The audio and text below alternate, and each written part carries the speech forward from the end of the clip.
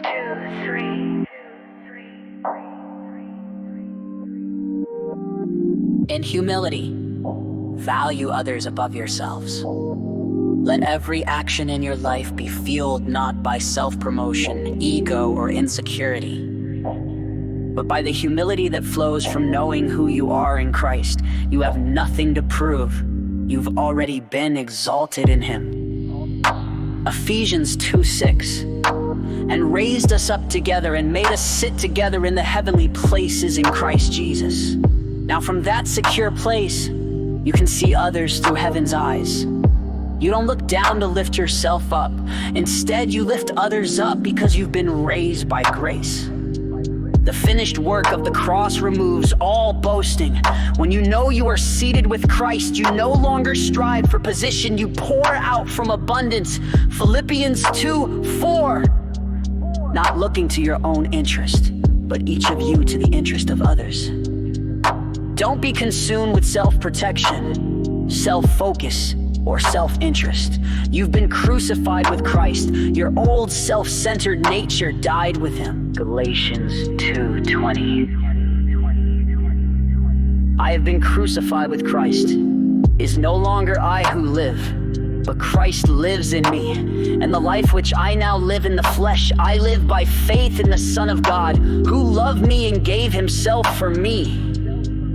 Now as a new creation, you're free to be others-minded. Not as a burden, but as a joy, because Christ Himself lives through you. You don't serve others to earn favor. You do it because you're already favored. True amends flows from this mindset. I've been so radically loved. How can I not reflect that same love? Looking to others' needs becomes worship when it's done in grace. Joel 2:25.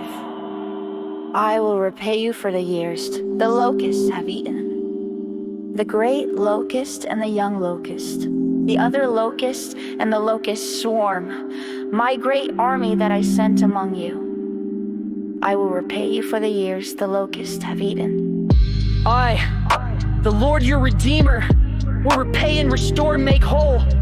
Bring back better than before the years, the time, the relationships, the peace you lost when devastation swarmed your life.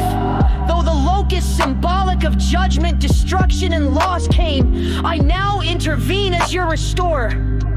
What was taken from you, whether by sin, circumstance, or your own choices, will be made new.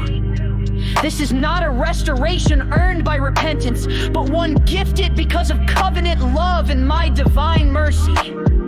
The cross of Christ swallowed up your loss and turned it into a platform for redemption.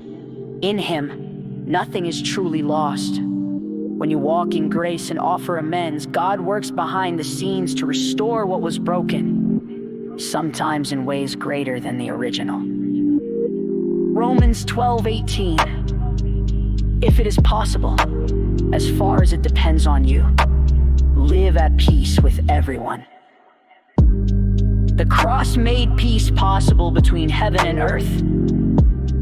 Now you carry that peace into every relationship. You're not responsible for their reaction, only your response. Making amends doesn't mean fixing everything.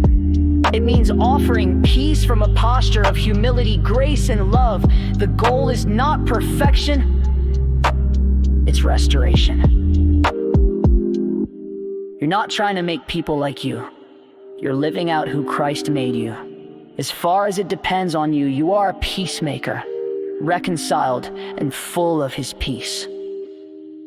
Peace and grace to you from our Father and the Lord Jesus Christ.